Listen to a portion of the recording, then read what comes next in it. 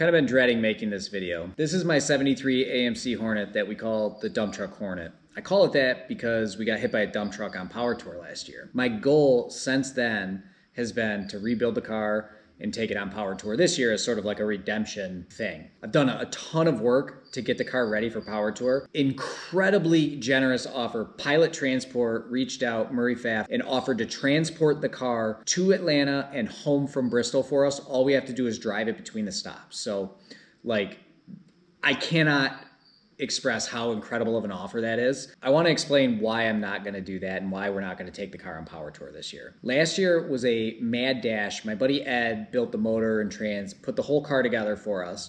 I picked it up. My dad met me halfway. So I drove south, he drove north. We met in the middle and swapped cars. He took my Mercedes. I drove this home to put break-in miles on the brand new motor. I drove it around for a few days, did a few small tweaks and projects and stuff, and then I headed south, picked him up in Detroit, and we went down for Power Tour. The car ran flawlessly. Now, it also had a very unbalanced drive shaft, so the ride was pretty miserable. All that said, we were so happy to be back in the car, it didn't matter. It was amazing. We had a great first day at the first stop. We got invited to be at Hot Rods on Beale in Memphis. Like, just everything was incredible. The next morning, we stopped at a gas station. We didn't even need gas. I stopped at a gas station so we could watch cars go by because there was a huge traffic jam. And as we were getting ready to leave, a big dump truck waved me out. We sat there for a few minutes. The driver forgot that he waved us out and drove straight into me. So we weren't sure what we were gonna do. Like, I was this close to giving up and shipping the car home. By sheer luck, the officer at the scene was like, here's who you gotta call. If anybody can help, it's these guys. And it was this guy, J Mark, and his crew. Like, they beat on it, they pulled it, tweaked it, got us back on the road, and we finished Power Tour. It was exhausting because every squeak, every rattle, every bump that I would hear, I was nervous that something was breaking on the car. Like, the camber was really crazy on the driver's side, so I was afraid we were gonna ruin the tires and just whatever. On the way home, we blew out an air shock, so the car would drag because the rear suspension was so blown out. The air shocks are all we had with all the weight in the car to keep the body off of the tires. Long story short, we limped the car like from Ohio all the way back to Detroit where my dad lives. I parked it in his garage and I left it there for 2 months. I was so bummed out, so depressed about the car. I worked with the person that hit us and whatever. They gave us a very good settlement amount, but it wasn't enough to fix the car completely. I could have taken the car to a shop and given him the insurance money and given him about $10,000 more and had the car exactly how it was, but that wasn't what I wanted. I didn't want this car to be like a pro touring, pro trailer type thing. I want to autocross this car. I want to drag race it. I want to track day it. And if it had brand new paint, I wouldn't be happy. So my plan the entire time was I'm going to use the money that I got from insurance to buy top of the line parts, and I'm going to do as much of the work as I can myself. I've gotten it this far and we're this close. The reason why I'm not taking it is because I was so nervous last year about something breaking that I wasn't able to really have fun. I was pretty depressed the whole week, not just because the car got smashed, but because I was worried that we weren't going to make it to the next stop or that something would prevent me and my dad from being able to have this good trip. And ultimately, all of Power Tour for me is about the cars, but it's about spending time with my dad. So it just makes more sense to drive the Mercedes, which is a super fun car to drive, and I drive it every day. Like, I get in, hit the key, and it goes. It's got a warranty. So taking the Hornet, I'm positive I could thrash and rush and get the thing done, but it's just not going to be how I want it to be. So that's the reason why the car is not going to be on Power Tour. I still plan to have it at Woodward Dream Cruise. I still hope to have it at Muscle Cars at the Gilmore. I really want to take it to Mopar Nationals. I really want to get it to Mo Party. So the car is going to be out. It's just Power Tour is so intense and it's a week long. Like, I don't want to commit to it without having literally any miles on the whole new suspension. So I'm going to go through and show you every single thing that I've done leading up to this and what still needs to be done. Just the other day, yesterday, I got the gravel pan installed, NOS gravel pan for my buddy Mark Knapp. Earlier today, I got the grill put in. I've had the headlights and stuff. So these are Oracle LED halo turns, LED turn signals. Everything is beautiful here. I had the Holley Sniper EFI, the complete setup, last year. We just didn't have time to install it, so I got that done. I haven't fired the car on the EFI yet because of an exhaust issue that I'll show you in a minute when I raise the car up. I thinned out the wiring harness So this I still have to, clean up and do. That'll be later. But basically what I did was the harness that goes down this side of the car is on the inner fender well on that side, and the harness that goes down this side of the car is on the inner fender well on this side. So there's almost no wires in here. Wilwood master cylinder. This is a Summit Racing line lock. The master's not mounted yet. I still have to wire the line lock, but that's no big deal. I have Control Freak independent front suspension, Flaming River rack, 12-inch Wilwood disc brakes, 6-piston calipers in the front. The wheels we want are on back order, so I don't have them yet. This wheel's bent. This fender actually was given to us by the first guy that reached out. So this dude tracked me down on the third day of Power Tour. He saw that we got hit on the second day, and he's like, I have that fender, and you can have it. So this guy delivered this fender to us. Just crazy, super nice thing.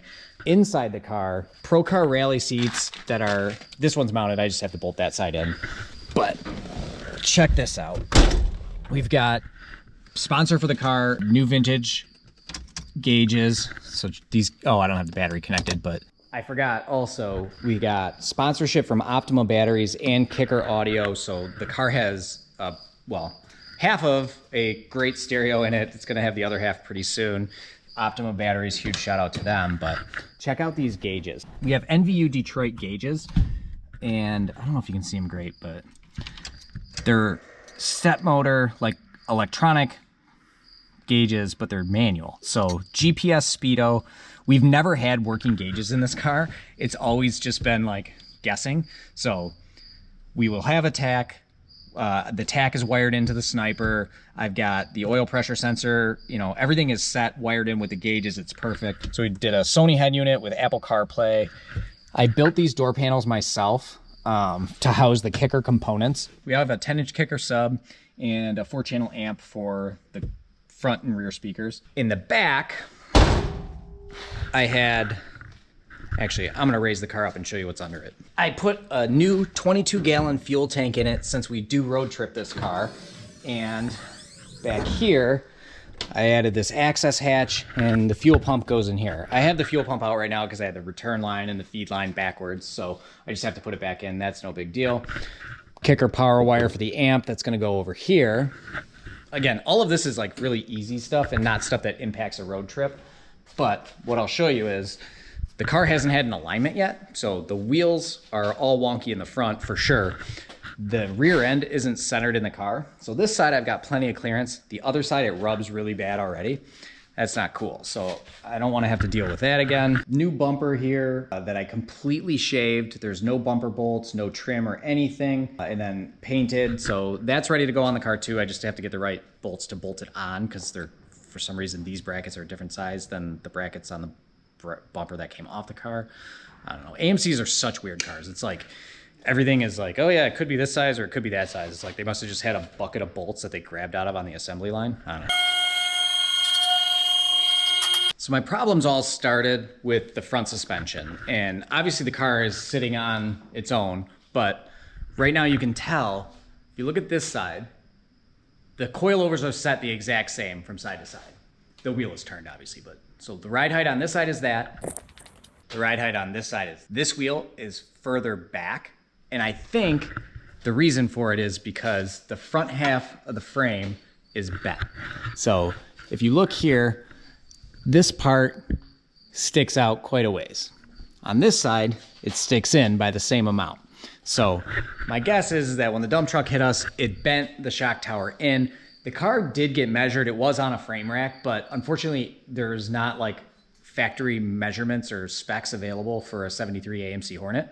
So the frame shop was like, we're pretty sure that it looks good. If it's off, it's gonna be only, a half inch or an inch, which is exactly right. Like if I look, this rail here, I think is bent maybe an inch to 3/4 of an inch. The problem is that at the top, I think that like really extrapolates in.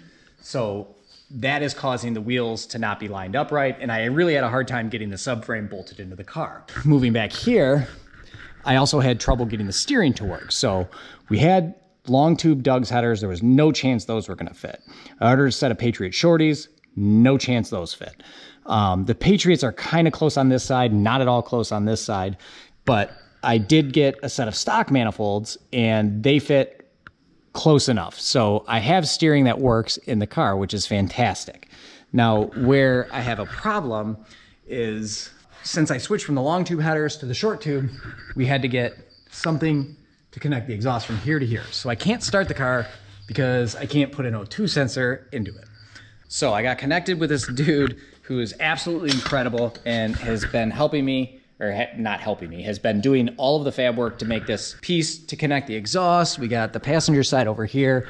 We're gonna weld that tomorrow. So ideally, I should be able to fire the car tomorrow, but that still leaves me without power steering because the power steering rack has two different size fittings, and it appears that for whatever reason, the pressure line on the rack for the power steering is a different size than the return line.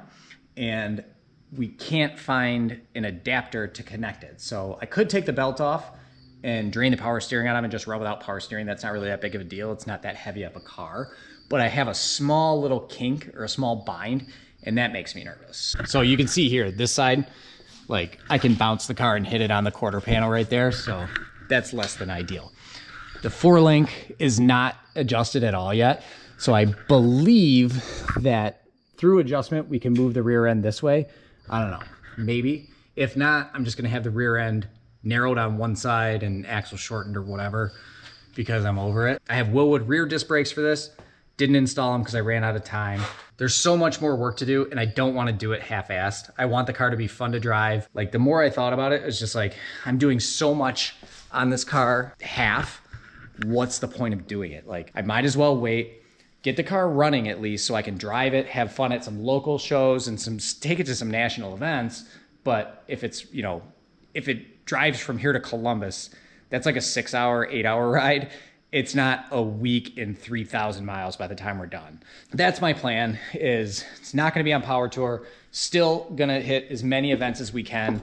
Got a lot of cool stuff planned for it. Stay tuned. Thank you for watching. Thank you for all of the comments and the support. Every time I'll post something where I'm like struggling, I have a number of people that will reach out with advice and here's how to do this and that kind of thing. So literally this decision is just like I work hard at work and I'm ready for a vacation. I've worked so hard on this car for the last several months that I don't want to ruin Power Tour week because of something silly with a car and then feel like I screwed it up because I did it all myself. So that's the story. Thank you for watching. Like, subscribe. We will still be on Power Tour. We are going to take the Mercedes, which is this car. And to be honest, I'm kind of stoked because there's 2 days of autocross, 2 days of drag racing. This car is so much fun to autocross. It's pretty slow drag racing, but we're gonna put bikes on the roof. I'm not sure which ones yet, but we'll have bikes on the roof again, just like we did in 21. So if you see us, I've got stickers for this. I've got a killer Murray Pfaff design sticker for Dump Truck Hornet. So find me on Power Tour. I would love to give you a sticker, talk to you, you know, whatever. But unfortunately, this car is not gonna be there. So anyway, thanks for watching. Like, subscribe, share, and see you on Power Tour.